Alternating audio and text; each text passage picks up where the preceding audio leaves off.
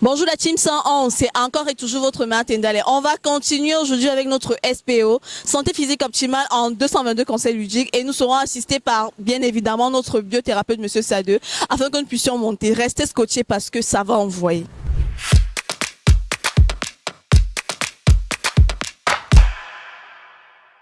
Bonjour Monsieur Sadeu. Bonjour Madame Atendale. Comment vous allez ce matin? On ne se plaint pas. Ok. Je parcours SPO, santé physique optimale en 222 conseils ludiques. D'accord. Je tombe sur des éléments qui me poussent à réflexion. Ok.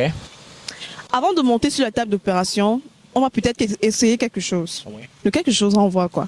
Voilà, Madame Atendale, voyez-vous, avant que je ne revienne sur la définition concrète de ce à quoi renvoie ce quelque chose-là, permettez que je revienne sur quelques petites anecdotes. Ok. Notamment celle que j'ai vécue récemment au sujet d'un ami qui me racontait une triste histoire avec sa cousine qui avait souffert de violentes douleurs suite à une opération. Et malheureusement, cette douleur-là allait de façon crescendo. Ok. Et on est rentré à l'hôpital pour véritablement voir ce qui n'allait pas. Et après l'opération, on s'est rendu compte qu'on avait oublié les ciseaux dans son estomac. Et malheureusement, ces ciseaux qu'on avait oubliés là ont fait nécroser certaines parties de son estomac, qui fait que quand on a essayé de réparer un peu, il se faisait déjà trop tard. Malheureusement, elle en est décédée.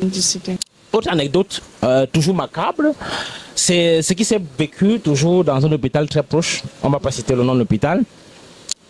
C'est qu'il y avait un patient diabétique qui avait aussi un pied. Le pied gauche était complètement nécrosé et on s'apprêtait à amputer. Voyez-vous? Et maintenant, le jour où arrive l'amputation, on ne sait pas ce qui s'est passé dans l'esprit ou dans la tête du monsieur qui devait faire l'opération. Au lieu qu'on prépare l'amputation de la jambe gauche, on a fait une erreur et on a plutôt préparé l'amputation de la jambe droite. Donc c'est après qu'on ait subi, après l'opération, que c'est le patient qui se réveille en disant que mais qu'est-ce qui se passe? Je ne sens pas ma jambe droite. On s'est peut-être dit que peut-être c'était une anesthésie et tout ça. C'est après vérification qu'on se rend compte qu'on avait plutôt fait l'erreur d'amputer la mauvaise jambe. On était obligé maintenant de recommencer l'opération pour amputer la jambe gauche. Ça veut dire qu'à la fin de l'opération, il se retrouve avec deux jambes amputées au lieu d'une seule jambe. Autre anecdote aussi tout aussi macabre, c'est habituellement les personnes qui se réveillent pendant l'opération. Parce que vous voyez, parfois l'anesthésie, quand on le fait peut-être avec parfois une mauvaise précision, ce qui fait qu'on a programmé par exemple l'opération pour 2h30. L'anesthésie pour 2h30. Malheureusement, parfois, quand l'opération s'étend un peu plus longtemps, la personne peut se réveiller pendant l'opération et réalise que voilà, qu'est-ce qui est en train de se passer. Et parfois, on est obligé de le rendormir. Imaginez le traumatisme que la personne subit. Autre anecdote aussi, tout aussi macabre, c'est celle qu'on a vécue, on l'avait même médiatisée récemment. C'est celui d'un excellent chirurgien du côté de la ville de Yaoundé, qui avait au courant d'une journée malheureusement commis des erreurs médicales lors de ces opérations qui avaient conduit au décès de 2 personnes. Et c'est après des enquêtes qu'on s'était rendu compte qu'il était en instance de divorce.